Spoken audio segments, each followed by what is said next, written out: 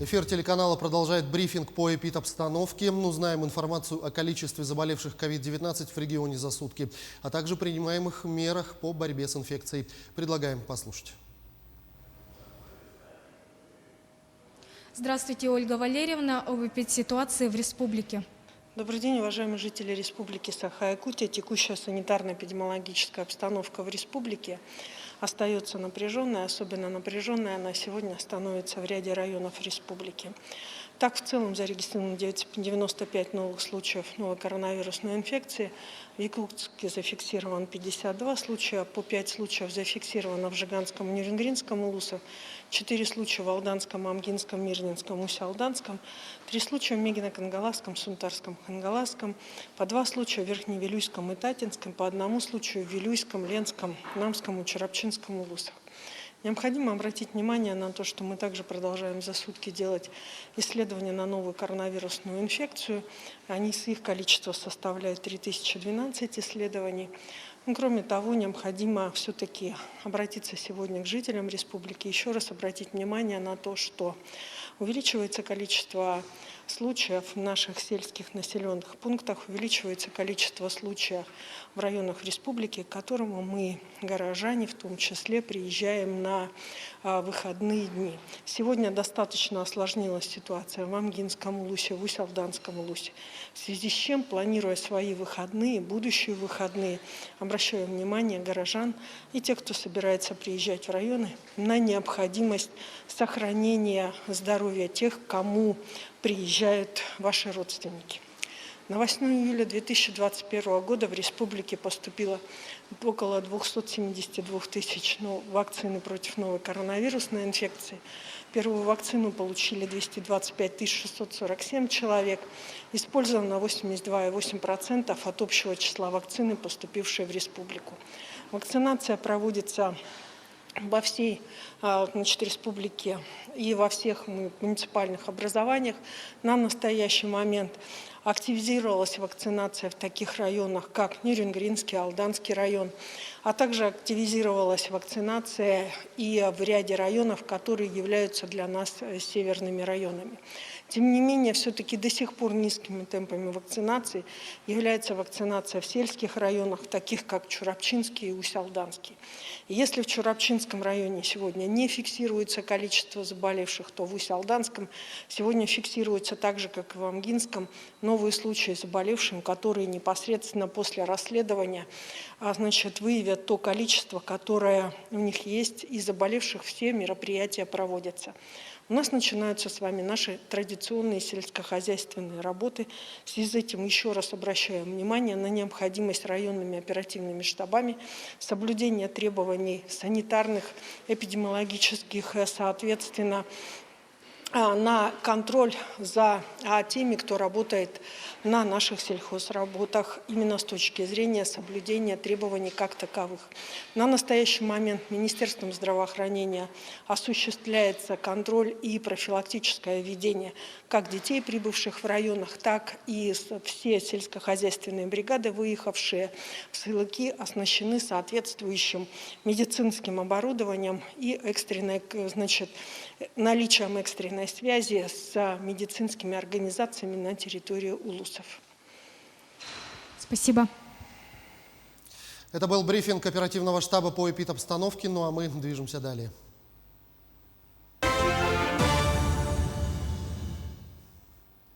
В эфире новости, в студии Иван Лазаренко. Вот о чем расскажем в этом выпуске. Сегодня второй день 21-й спартакиады по национальным видам спорта игры Манчары. Установлен новый рекорд республики. Глава региона Айсен Николаев поздравил якутян с Всероссийским днем семьи, любви и верности.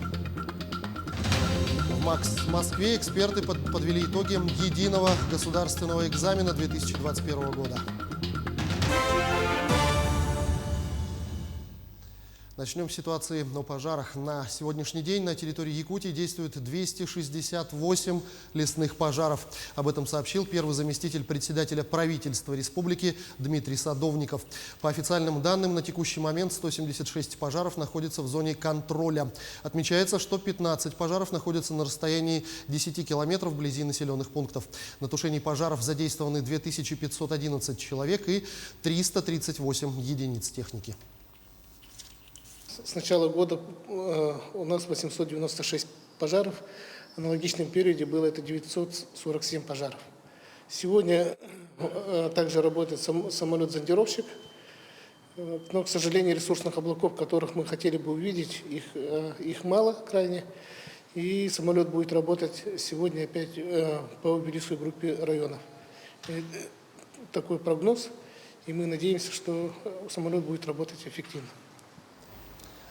Продолжается прием заявок на пособие одиноким родителям и беременным женщинам. Размер пособий для родителей-одиночек с детьми в возрасте от 8 до 17 лет составляет 50% регионального прожиточного минимума на ребенка. И претендовать на него могут те, у кого семейный доход ниже прожиточного минимума. Пособие назначается на год и продлевается по заявлению. С 1 января индексируется в соответствии с изменением размера регионального прожиточного минимума на ребенка. Также с этого месяца появилась новая финансовая поддержка для будущих мам.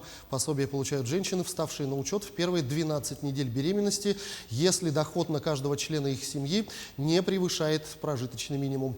Такая выплата распространяется на тех женщин, которые встали на учет на ранних сроках еще до 1 июля. Ежемесячное пособие беременным женщинам, ставшим на ранние сроки беременности, составляет 9738 рублей. Пособие мы рассчитываем из учета стоимости, из расчета среднедушевого дохода. То есть, если размер среднедушевого дохода на каждого члена семьи не должно составлять больше 18 380 рублей. Пособие от 8 до 17 детям назначается одиноким родителям, либо родителям, по которым развелись в решении суда и по которым назначены алименты. Размер составляет 9600 рублей 50 копеек. Заявления подаются с 1 июля через портал ЕБГУ, либо через клиентскую службу. Глава Якутии Айсен Николаев поздравил жителей с Всероссийским днем семьи, любви и верности. Цитирую. Уважаемые якутяне, от имени руководства Республики Саха-Якутия от себя лично, сердечно поздравляю вас с Всероссийским днем семьи, любви и верности. Этот праздник дает нам еще один повод задуматься о вечных ценностях, важности семьи, преемственности, воспитании детей, заботе о пожилых, взаимной поддержке и уважении, укреплении связи между старшим и молодым поколением. Семья – это опора человека, в ней он черпает свои силы и знания. Здесь закладываются духовные, нравственные и культурные ценности. От нее зависит, каким будет будущее поселка, города, республики и страны. Желаю вам счастья, крепкого здоровья, хорошего настроения, бодрости духа, добрых намерений, семейного благополучия и процветания. Конец цитаты. В Москве эксперты подвели итоги ЕГЭ 2021 года. В этом году отмечается рост количества участников по большинству предметов. Всего экзамены в России сдали более 680 тысяч выпускников, из них около 6 тысяч – это якутяне. На экзамен выпускники проходили строго в масках и перчатках, была соблюдена социальная дистанция. По словам специалистов, формат дистанционного обучения никак не повлиял на итоговые результаты. К примеру, в Якутии на 100 баллов экзамен сдали 26 учащихся. Есть и дважды 100-бальница из города Нерюнгри. Но всероссийский рекорд в этом году установила выпускница из Ростова-на-Дону. Алика Асадчая набрала рекордные 400 баллов по 4 предметам. Девушка продемонстрировала прекрасные знания по русскому языку, истории, обществознанию и английскому. Находясь в коллективе таких умных людей, как мои одноклассники, которые, между прочим, достигли также высоких результатов на экзаменах. 3 человека сдавали 2 предмета и получили в сумме 200 баллов. Есть те, которым не хватило всего нескольких баллов до 400.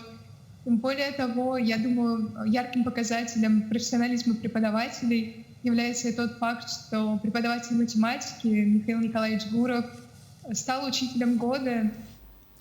Тем временем в Головном вузе Якутии продолжается прием документов от абитуриентов. В этом году, как и в прошлом, приемная кампания проходит в дистанционном режиме, то есть документы от поступающих принимаются только через электронные сервисы университета или через сайт вуза. Так, на сегодня Северо-Восточный федеральный университет принял порядка 3500 заявлений от 1500 абитуриентов и выпускников.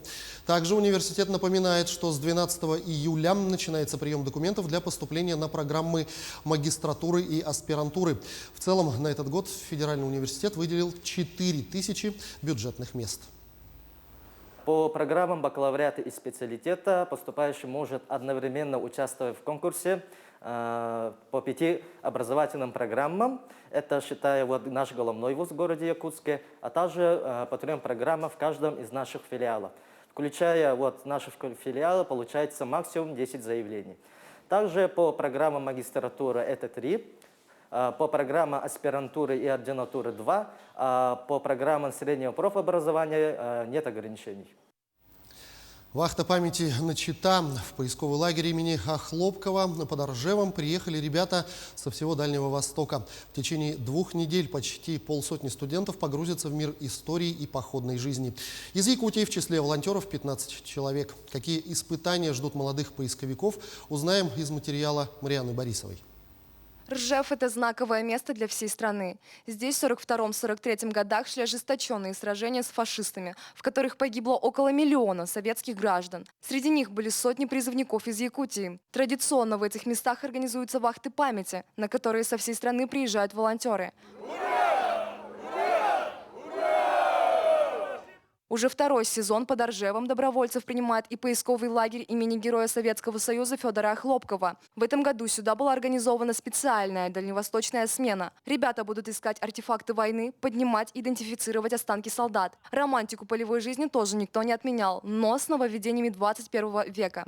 Нам сказали, что мы будем проживать в палатках. Сначала это пугало, но потом нам объяснили, что у нас будут и электроснабжение, и водоснабжение, будут душ, будет унитаз, будет стиралка или там будут, в общем, все удобства, так что переживать особо не о чем. Поэтому я решила, что почему бы не попробовать.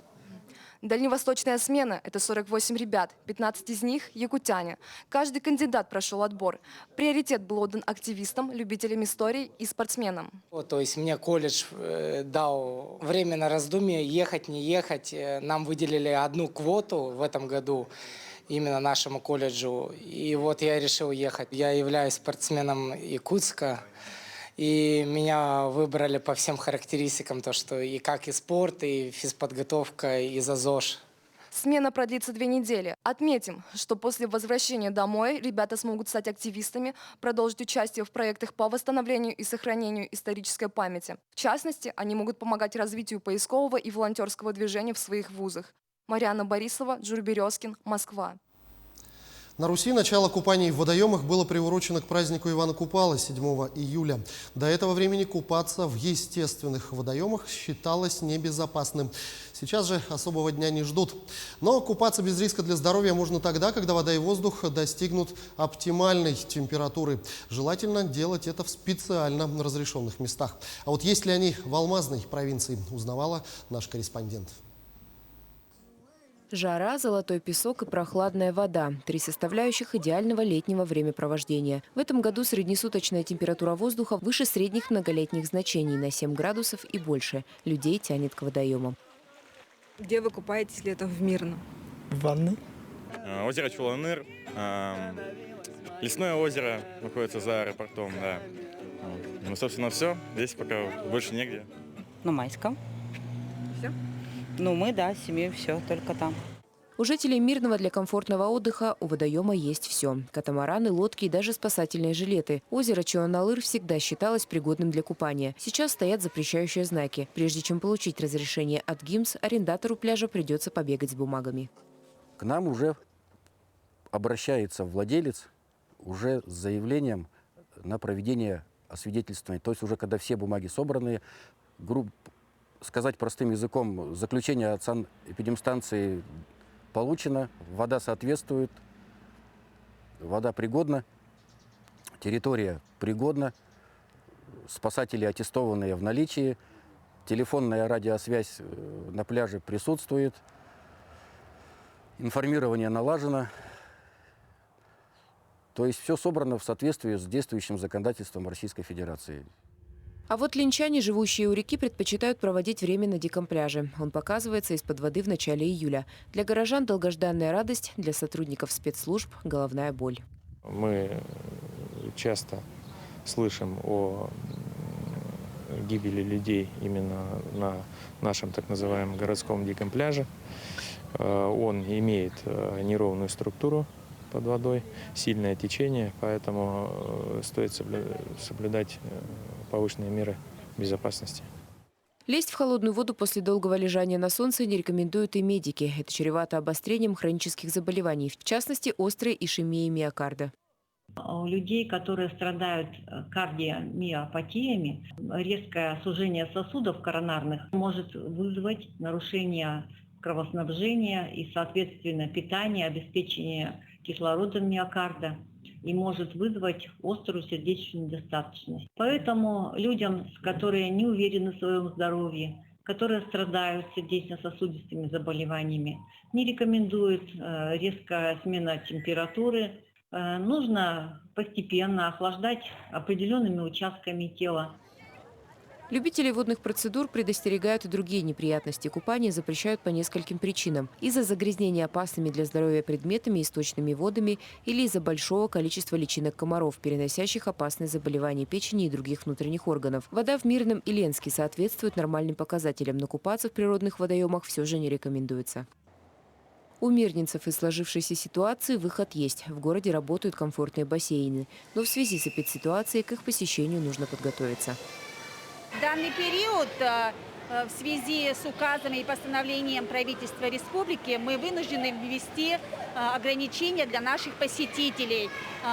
Еще раз напомню нашим посетителям, что по предъявлении справок о медотводе, либо справка о ПЦР, и плюс если наши посетители прошли вакцинацию, либо они переболели в течение последних 6 месяцев, мы их допускаем к занятиям. Детям до 12 лет, как и раньше, нужно предоставить справку полного медицинского осмотра от терапевта. Она действует 3 месяца. Если на долгие сборы времени нет, а купаться по-прежнему негде, найдутся и другие варианты. Если вы счастливый обладатель дачного участка, отличной альтернативой станет строительство такого бассейна или покупка каркасного. Разово потратившись на материал, ваш купальный сезон будет зависеть только от вашего желания. Ксения Журавлева, Анна Винокурова, Олег Соснин, телеканал «Алмазный край».